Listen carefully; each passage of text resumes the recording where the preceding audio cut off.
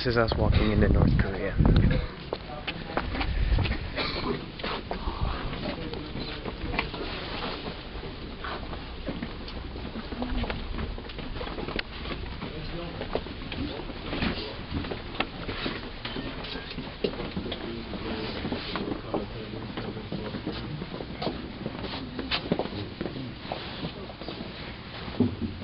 be scared, the door is locked.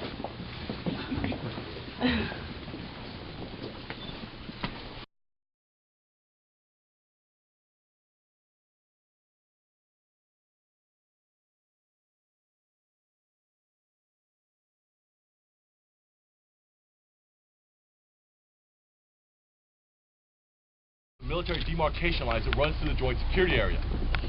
You'll also notice what is supposed to be one of the yellow and black panel markings. Granted, yes, it is mostly rust colored, but it has been sitting there for over 55 years. This marks the military demarcation lines that run through this area. It will continue on its path in that direction until it goes behind you where it reaches those trees that get larger.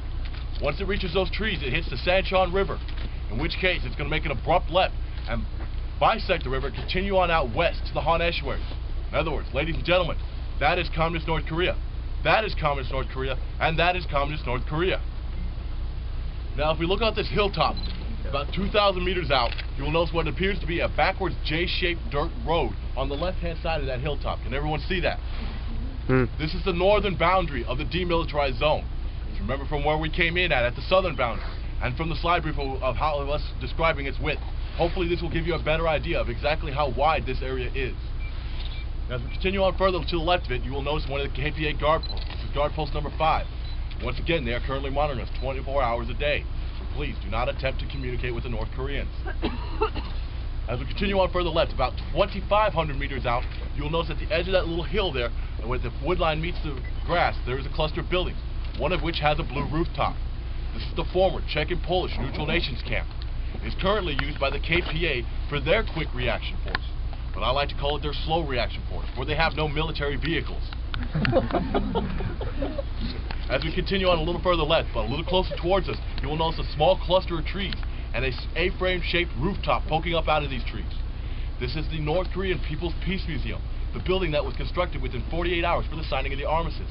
This is where Kim Il-sung signed it during the Korean War. Now, it's rather ironically named this because it actually houses 2 of the axes used during the 1976 axe murder incident. Now, as we continue on further to the left, you'll notice down at the end of this road here a little blue checkpoint. You're going to see checkpoint 4. This is the checkpoint that was obstructed from the view of checkpoint 3 behind you by the large tree. Now, in a little while here, we will go down to that area and we'll be able to see the spot where the tree once stood. We'll also be able to see where the focal point of the 76 axe murder incident. Now, on the other side of the checkpoint 4, you will notice another KPA guard post. This is guard post number 7. It is manned 24 hours a day with an anti-tank wall, chain link fence, electrified fencing, barbed wire, live minefield, roving patrols, and machine gunners. Checkpoint 4 is no longer manned. Anything that can be seen from checkpoint 4 can as easily be seen from here from checkpoint 3 without endangering soldiers. Between the 2 checkpoints lies the bridge of no return. And once again, as we continue on with our tour in a little bit here, we will be passing over that area to see this.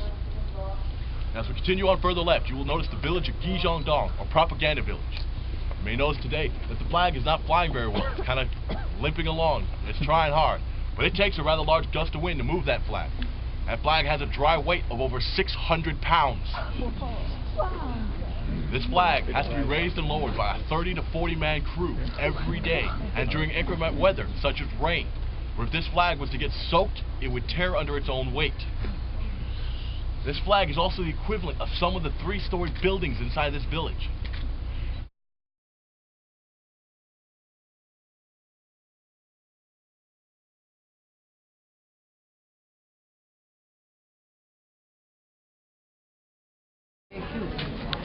Megan and I are standing on the photo line.